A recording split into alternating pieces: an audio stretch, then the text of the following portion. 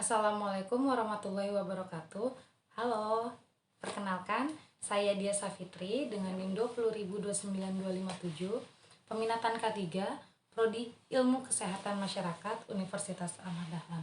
Pada kesempatan kali ini, kita akan membahas mengenai carpal tunnel syndrome.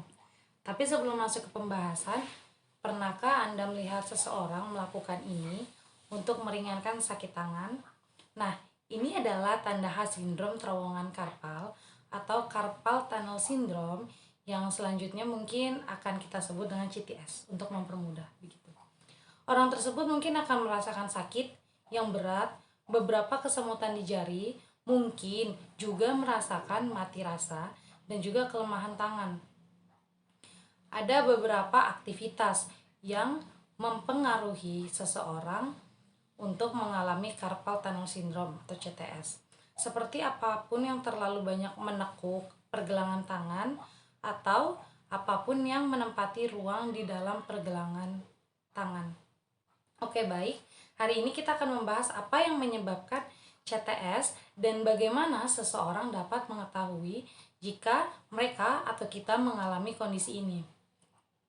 CTS sendiri merupakan suatu kondisi di mana saraf di bagian pergelangan tangan terjepit. Terus gimana gejalanya? Gejalanya dapat dirasakan pada ibu jari, jari telunjuk, dan juga jari tengah. Dan setengah jari manis mengalami rasa nyeri, kebas-kebas, dan juga kesemutan. Ada saraf yang disebut dengan saraf median yang lewat di dalam pergelangan tangan, yang berisi pita tebal seperti gelang yang sangat kuat untuk melindungi struktur di dalamnya.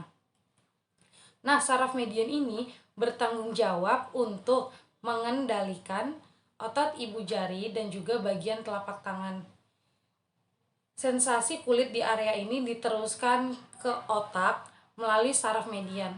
Jadi, cedera apapun pada saraf median ini akan menyebabkan hilangnya sensasi di area ini.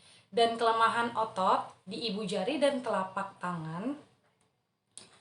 Lalu, siapa saja yang bisa mengalami CTS? Jadi yang bisa mengalami CTS adalah mereka yang berisiko mengalami CTS itu adalah mereka yang menggunakan pergelangan tangannya dengan repetitif atau berulang-ulang. Kenapa seperti itu? Karena pada saat melakukan fleksi pergelangan tangan ataupun ekstensi di pergelangan tangan, tekanan di pergelangan tangan akan meningkat. Jadi, kalau fleksi tekanan di pergelangan tangan akan meningkat sebanyak 8 kali lipat. Terus kalau ekstensi berapa? Kalau ekstensi akan meningkat sebanyak 10 kali lipat. Apa yang akan diakibatkan? Sehingga saraf yang di area pergelangan tangan bisa terjepit. Lalu, apalagi nih yang berisiko menyebabkan carpal tunnel syndrome? Yaitu dikarenakan hormonal, seperti ibu-ibu hamil, diabetes, penyakit tiroid, rheumatoid arthritis, dan juga kehamilan. Dalam kasus ringan hingga sedang, ketika kecepatan konduksi saraf di tingkat pergelangan tangan berkurang, satu-satunya hal yang disarankan adalah menghindari menekuk pergelangan tangan, dan ini tidak ada latihan yang bisa membuat CTS menjadi lebih baik.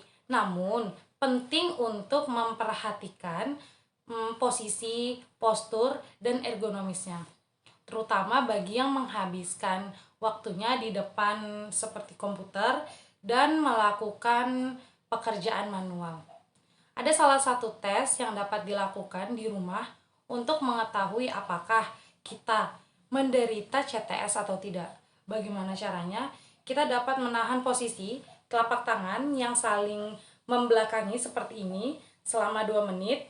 Dan jika mulai merasakan mati rasa dan kesemutan di jari, terutama ibu jari, telunjuk, dan jari tengah, maka kemungkinan kita mengalami CTS.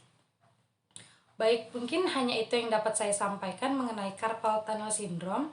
Untuk pembahasan selanjutnya, kita akan bertemu di next video. Terima kasih. Salam K3. Wassalamualaikum warahmatullahi wabarakatuh. Bye.